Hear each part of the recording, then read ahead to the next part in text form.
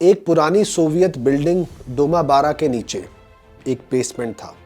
अंधेरे से भरा, सूखे सीमेंट की स्मेल और चूहों का दौड़ना। जहां 5 फैमिलीज एक ही किचन शेयर करती थी, उस बेसमेंट में एक छोटा सा लड़का रहता था जिसकी आंखों में सिर्फ सर्वाइवल था।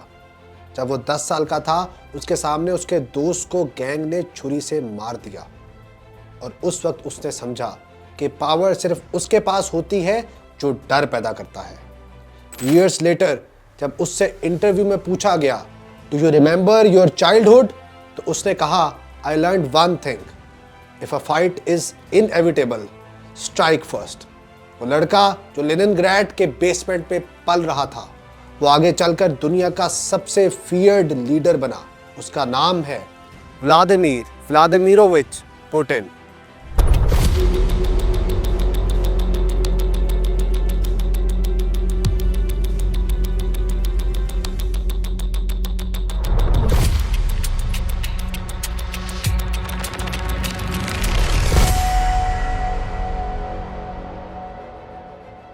पुतिन 7 अक्टूबर 1952 में सेंट पीटर्सबर्ग, उस वक्त के लेनिनग्राड में पैदा हुआ।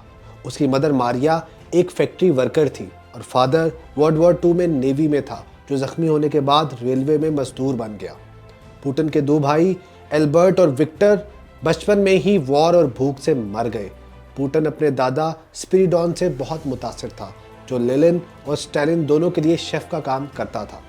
बचपन में पुतिन लड़ाकू था, फाइट्स करता था और एक दफ़ा तो बच्चों की कोर्ट तक पहुंच गया। 8 साल की उम्र में स्कूल ज्वाइन किया और यंग पायनियर्स नाम की लेनिन वाली ऑर्गेनाइजेशन का हिस्सा बना। 12 साल की उम्र में उसने सैम्बो और जुडो सीखना शुरू किया और मार्शल आर्ट्स उसकी लाइफ का परमानेंट पार्ट बन गया।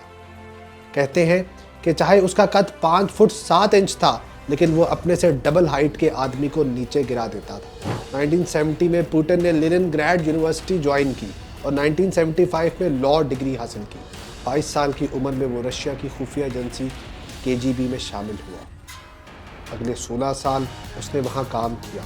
उसका official title human relations specialist था, लेकिन असल काम क्या था ये सिर्फ वो जानता था। पुतिन को KGB में रॉकेट की तरह प्रमोट किया। उसको जर्मनी भेज दिया गया स्पाई के तौर पर और 5 साल बाद 1989 में वो वापस रशिया लौट आया। 1991 तक वो कम्युनिस्ट पार्टी का मेंबर रहा और जब सोवियत यूनियन कोलैप्स हुआ तो उसके लिए ये एक शॉक था। उसने खुद कहा था, I saw my country disappear overnight. वो वक्त इतना बुरा था कि पुतिन कहता है कि वो अपनी सैलरी के बावजूद पार्ट टाइम टैक्सी चलाने पर मजबूर था। यही बात उसके अंदर का फायर बन गई। 1997 में उसने सेंट पीटर्सबर्ग माइनिंग यूनिवर्सिटी से इकोनॉमिक्स की डिग्री ली।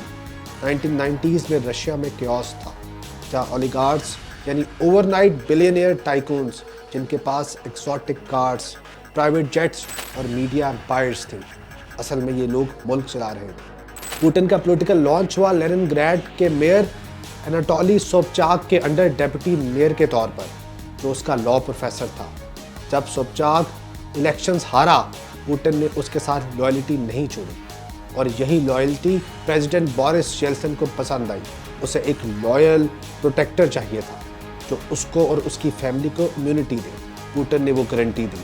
येल्सिन ने पहले पुतिन को FSB चीफ और फिर नेशनल सिक्योरिटी काउंसिल का हेड बनाया। FSB में पुतिन ने KGB का पुराना वेपन एक्टिवेट किया, कॉम्प्रोमैट, यानी लोगों की सीक्रेट फाइल, स्कैंडल्स और हैबिट्स जो बाद में उसका पॉलिटिकल ब्लैकमेल टूल बन गए। इसके बाद 1999 में पुतिन को प्राइम मिनिस्टर बना दिया गया। 1999 रशिया हिल गया। मॉस्को समेत 3 सिटीज में एक के बाद एक अपार्टमेंट ब्लास्ट, 300 से ज्यादा लोग मरे। क्रेमलिन ने फौरन इल्जाम दिया चेचन टेररिस्ट पे। नया प्राइम मिनिस्टर पुतिन टीवी पर आया और कोल्ड टोन में कहा, we will wipe out them even in the toilets. FSB ने इंटेलिजेंस प्रोवाइड की। आर्मी ने चेचनिया पर लाइटनिंग इन्वेजन स्टार्ट की और Putin overnight Russia strong man बन गया। लेकिन आज तक एक शैडो क्वेश्चन जिंदा है, क्या ये ब्लास्ट सच में टेररिस्ट ने किए या ये पुतिन का केयरफुली स्क्रिप्टेड राइज था? Meanwhile president Boris Yeltsin corruption cases, political pressure और हेल्थ कोलैप्स से थक गया था। और उसने 31 दिसंबर 1999 को न्यू ईयर की रात खुद रिजाइन कर दिया और पुतिन एक्टिंग प्रेसिडेंट बन गया। फिर मार्च 2000 उसने इलेक्शन जीत लिया। ये था उसका पॉलिटिकल राइज का ऑफिशियल बिगिनिंग। 2004 में वो दोबारा इलेक्ट हुआ और जब थर्ड टर्म पर बैन लगी तो 2008 में उसने डिमित्री मेडवेडेव को प्रेसिडेंट बना दिया और खुद प्राइम मिनिस्टर बन गया, लेकिन कंट्रोल उसके पास ही रहा। 2012 में पुतिन फिर प्रेसिडेंट बना। उसी दौर में मार्च 2014 में रशिया ने यूक्रेन के रीजन क्राइमिया पर कब्जा कर लिया और कोल्ड वॉर के बाद सबसे बड़ा डिप्लोमेटिक क्राइसिस पैदा हुआ। अब इलेक्शन ड्यूरेशन 4 से बढ़कर 6 साल कर दी गई। 2018 में पुतिन ने चौथी टर्म जीती 76% वोट से और 2024 में 5वीं मर्तबा प्रेसिडेंट बना 87% वोट से। धांधली का इल्जाम, ओपोनेंट्स का डिस्क्वालीफाई होना, सब कंट्रोवर्सीज के बावजूद आज भी रशिया में पुतिन से ज्यादा पॉपुलर कोई बंदा नहीं। कॉन्स्टिट्यूशन के मुताबिक वो 2036 तक प्रेसिडेंट रह सकता है, लेकिन लोग कहते हैं अगर जिंदा रहा तो उसके बाद भी कोई तरीका निकाल लेगा। पुतिन का बिहेवियर शुरू में माइल्ड था, लेकिन वक्त के साथ साथ ट्रू फेस सामने आया। वो कहता है my goal is to restore Soviet greatness. Covid के दौरान रशिया की पहली वैक्सीन लॉन्च हुई, स्पुतनिक 5। नाम भी उसी 1950s की सैटेलाइट से इंस्पायर्ड था जिससे रशिया ने दुनिया को हिला दिया था। और फॉरेन पॉलिसी में 2015 में उसने सीरिया के प्रेसिडेंट बशारुल असद को मिलिट्री सपोर्ट दी। यहाँ से रशिया ने ग्लोबल स्टेज पर अपनी जगह वापस हासिल कर ली। पुतिन की पर्सनल लाइफ बिल्कुल उसकी पॉलिटिक्स की तरह शेडो में है। पब्लिक को सिर्फ एक इमेज दिखाई देता है, शर्टलेस साइबेरियन राइड्स, जुडो मैट्स, फ्रोजन रिवर्स। एक अल्फा लीडर जो कभी वीक नहीं होता, लेकिन असली जिंदगी क्रेमलिन के अंदर छुपी है। हिडन कॉरिडोर्स, प्राइवेट बंकर्स और रूटीन्स जहां हर सेकंड स्क्रिप्टेड होता है।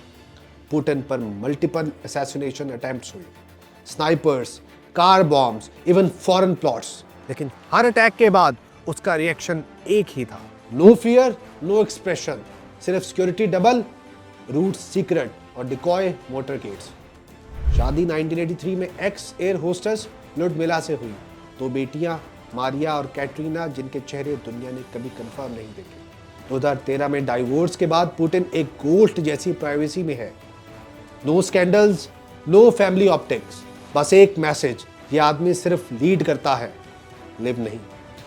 2023 का सबसे डेंजरस मोमेंट, जब पुतिन की अपनी शैडो आर्मी वैगनर ग्रुप उसके खिलाफ उठ खड़ी हुई। रेबेलियन का असली सबब क्रिस्टल क्लियर था, यूक्रेन वॉर में रशियन जर्नल्स की करप्शन, एमिनेशंस का जानबूझकर वैगनर को ना मिलना और येवगेनी प्रिगोजिन जो इस ग्रुप का हेड था का इल्जाम कि क्रेमलिन झूठ बोलकर सोल्जर्स को कुर्बान कर रहा है। फिर एक रात प्रिगोजिन ने अनाउंसमेंट की, we are marching to Moscow. एकदम से रशिया फ्रीज हो गया। टैंक्स हाईवे पर, रोड ब्लॉक्स फुटपाथ पर और क्रेमलिन के अंदर रेड अलर्ट। कुछ घंटों के लिए लग रहा था पुतिन का आयरन ग्रिप टूट जाएगा, पर अचानक डील और प्रिगोजिन बेलारूस चला गया। 1 महीना बाद प्रिगोजिन का प्लेन हवा में फट गया। रशिया ने सीख लिया, पुतिन के अगेंस्ट बगावत का रिजल्ट सिर्फ एक होता है, डेथ। पुतिन अक्सर वेस्ट से अलग स्टांस रखता है। प्रॉफिट मोहम्मद सल्लल्लाहु अलैहि वसल्लम के कार्टून्स पर उसने क्लियर स्टेटमेंट दी कि ये इस्लामोफोबिया और फ्रीडम ऑफ स्पीच का मिसयूज है। यूक्रेन वॉर के बाद उसने रशिया के बर्थ रेट पर भी स्ट्रेस दिया और कहा वुमेन शुड हैव 8 और मोर चिल्ड्रन। वो बिग फैमिली कल्चर को नॉर्मलाइज करना चाहता है, क्योंकि रशिया की पॉपुलेशन 1990 से लगातार गिर रही है और अब यूक्रेन वॉर के बाद 3 लाख से ज्यादा लोग मर चुके हैं। 1 जनवरी 2023 तक पॉपुलेशन 145 मिलियन थी, जबकि 1999 में 147 मिलियन। प्रेडिक्शन ये है कि 2050 तक ये 121 मिलियन तक रह जाएगी। यूरोप के और मुल्कों की तरह रशिया भी नेगेटिव बर्थ रेट क्राइसिस का शिकार है।